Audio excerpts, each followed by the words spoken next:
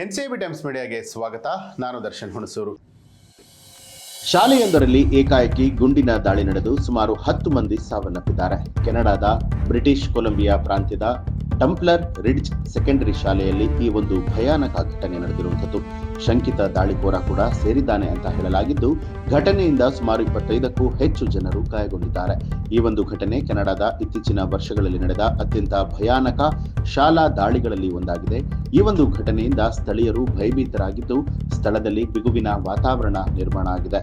Tumbler ridge ಅನ್ನುವಂತಹ ಚಿಕ್ಕ ಪಟ್ಟಣದಲ್ಲಿ ನಡೆದ ಈ ಒಂದು ಘಟನೆ ಸ್ಥಳೀಯರನ್ನ ಬೆಚ್ಚಿ ಬೀಳಿಸಿದೆ. ಟಂಬ್ಲರ್ ರಿಡ್ಜ್ ಸೆಕೆಂಡರಿ ಶಾಲೆಯು ಗ್ರೇಡ್ 7ರಿಂದ 12ರವರೆಗೆ 175 ವಿದ್ಯಾರ್ಥಿಗಳನ್ನ ಹೊಂದಿರುವಂಥದ್ದು.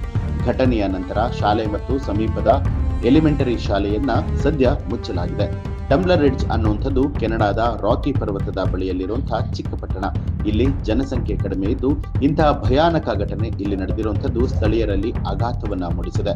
ಪೊಲೀಸರು ದಾಳಿಕೋರರ ಹಿನ್ನೆಲೆ, ಉದ್ದೇಶಗಳ ಬಗ್ಗೆ ತನಿಖೆಯನ್ನ ಮುಂದುವರೆಸಿದ್ದಾರೆ. ಈ ಒಂದು ಮಾಹಿತಿಗೆ ಸಂಬಂಧಪಟ್ಟ ಹಾಗೆ ನಿಮ್ಮ ಅನಿಸಿಕೆ, ಅಭಿಪ್ರಾಯವನ್ನ ಕಮೆಂಟ್ ಮಾಡಿ ತಿಳಿಸಿ. ಹಾಗೆ ನೀವಿನ್ನೂ ಕೂಡ ನಮ್ಮ ಚಾನೆಲ್ ಅನ್ನ ಸಬ್ಸ್ಕ್ರೈಬ್ ಮಾಡಿಲ್ಲ ಅನ್ನುವಂಥದ್ದಾದ್ರೆ ಈಗಲೇ ಸಬ್ಸ್ಕ್ರೈಬ್ ಮಾಡಿ, ಬೆಲ್ ಐಕಾನ್ ಒತ್ತಿ.